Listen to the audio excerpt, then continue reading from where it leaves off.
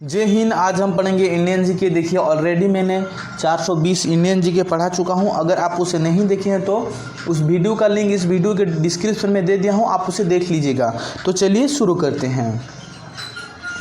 सबसे बड़ा न्यायिक क्षेत्र किस उच्च न्यायालय का है?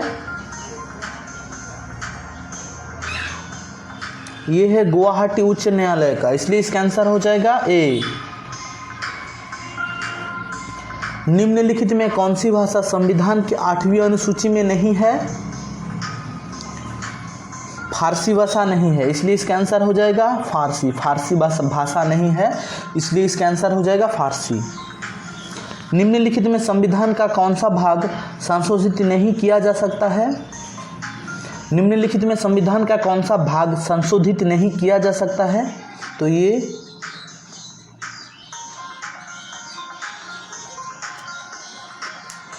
न्यायिक समीक्षा संशोधित नहीं किया जा सकता है, इसलिए इसका आंसर हो जाएगा सी।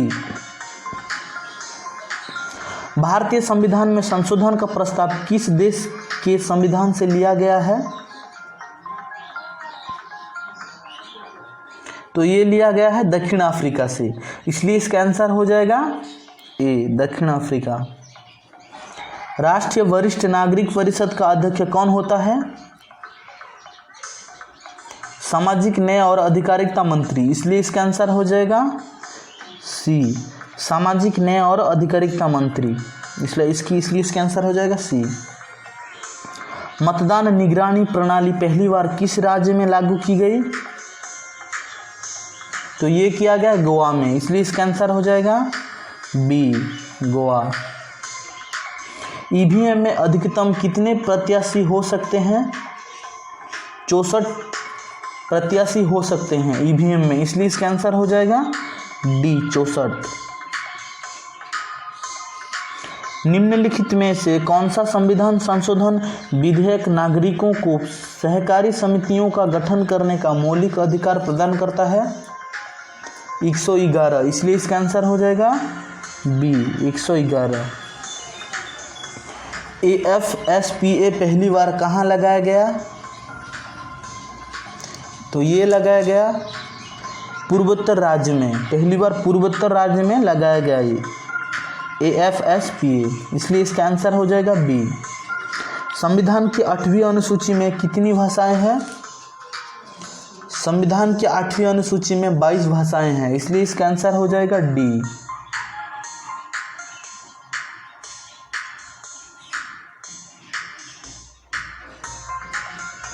सुप्रीम कोर्ट की सर्किट बेंच कहाँ है? सुप्रीम कोर्ट की सर्किट बेंच चेन्नई, मुंबई, कोलकाता, इनमें से कोई नहीं, इसका आंसर हो जाएगा इनमें से कोई नहीं। अगर आपको पता है तो आप कमेंट में कमेंट कीजिए, क्योंकि मैं इसे प्रीवियस क्लास में पढ़ा दिया हूँ। इसका आंसर हो जाएगा इनमें से कोई नहीं। प्रधानमंत्री का 15 सूत्रीय कार्यक्रम निम्नलिखित में किसके लिए है? तो ये है अल्पसंख्यक के लिए है, इसलिए इसका आंसर हो जाएगा बी, अल्पसंख्यक।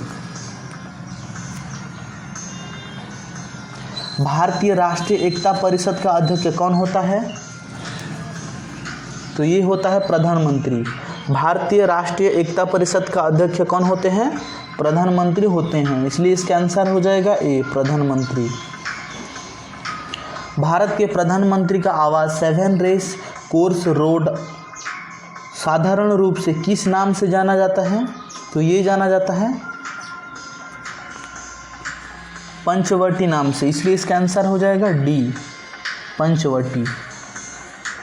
निम्नलिखित में किस शब्द का भारत के संविधान में कोई जिक्र नहीं है? निम्नलिखित में किस शब्द का भारत में संविधान में कोई जिक्र नहीं है? बजट शब्द का भारत के संविधान में कोई जिक्र नहीं है, बजट शब्द, इसलिए इसका आंसर हो जाएगा सी, बजट। भारत में प्रशासन की बुनियादी क्षेत्रीय इकाई निम्नलिखित में से कौन सी है? तो ये है जिला, इसलिए इसका आंसर हो जाएगा डी, जिला। निम्नलिखित समिति में से कौन सी 3 स्तरीय पंचायती राज प्रणाली की सिफारिश करने के लिए जानी जाती है? तो ये जानी जाती है बलवंत राय मेहता समिति। बलवंत राय मेहता समिति, इसलिए इसका आंसर हो जाएगा बी, बलवंत राय मेहता समिति। भारतीय संविधान के अनुसार नई अखिल भारतीय सेवाओं की शुरुआत निम्नलिखित में किसके द्वारा हो सकती है?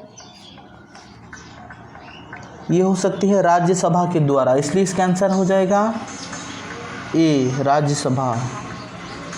कर्नाटक की राजधानी कौन सी है? ये तो आपको पता ही होगा, कर्नाटक की राजधानी बेंगलुरु है, इसलिए इसका आंसर हो जाएगा बी, बेंगलुरु।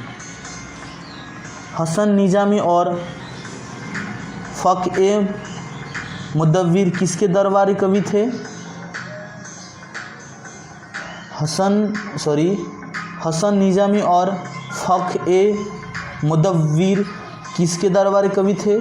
तो ये थे कुतुबुद्दीन ऐबक की, इसलिए इसका आंसर हो जाएगा बी, कुतुबुद्दीन ऐबक की। मोहम्मद गौरी ने पहली बार भारत आक्रमण कब किया?